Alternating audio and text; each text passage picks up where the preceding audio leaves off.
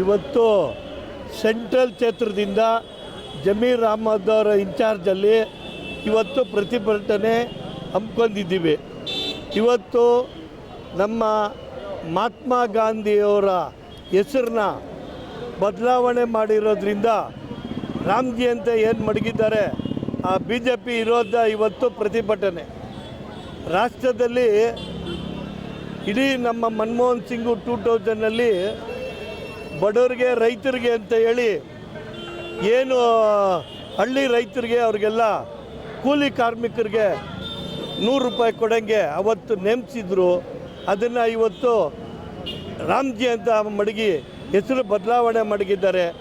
ದೇಶಕ್ಕೋಸ್ಕರ ಹೋರಾಡಿರುವಂಥ ವ್ಯಕ್ತಿ, ದೇಶನ ಕಟ್ಟಿರೋಂಥ ವ್ಯಕ್ತಿ ನಮ್ಮ ಮಹಾತ್ಮ ಗಾಂಧಿಯವರ ಹೆಸರನ್ನ ಒಬ್ಬ BJP ಅವರು RSS ಅವರು ಹೇಳ್ತಾರೆ ಅಂತ ಇದನ್ನು ಕಿತ್ತಾಕಿದ್ದಾರೆ.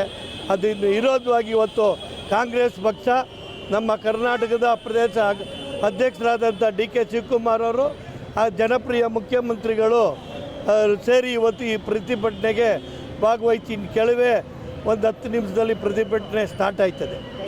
ಇವತ್ತು ಬಡವರು ಜೀವನ ಮಾಡ್ತಾ ಇರೋದನ್ನು BJP ಅವರು ಕಿತ್ಕೊಳ್ತಾ ಇದ್ದಾರೆ.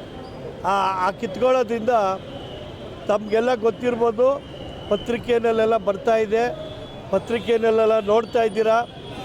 ಒಬ್ಬ ಮಹಾತ್ಮ ಗಾಂಧಿ ವ್ಯಕ್ತಿನ ಯಾವನ ರಾಮ್ಜಿ ಅಂತ ಮಡಗ್ತಾರೆ ಅಂದರೆ ಯಾವ ಥರ BJPಯವರು ಇರ್ಬೋದು. ದೇಶ ಆಳಲಿಲ್ಲ, ದೇಶ ಕಟ್ಟಿಲ್ಲ.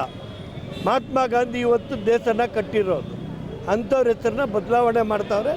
ಇವತ್ತು ನಮ್ಮ ಜಮೀರ್ ಅಹಮದ್ ಸೆಂಟ್ರಲ್ ಕ್ಷೇತ್ರದಿಂದ 6 ಜನ MLAಗಳು ಪ್ರತಿಭಟನೆ ಮಾಡ್ತಾ ಇದ್ದಾರೆ ಅವ್ರ ನೇತೃತ್ವದಲ್ಲಿ. ಜಮೀರ್ ಅಹಮದ್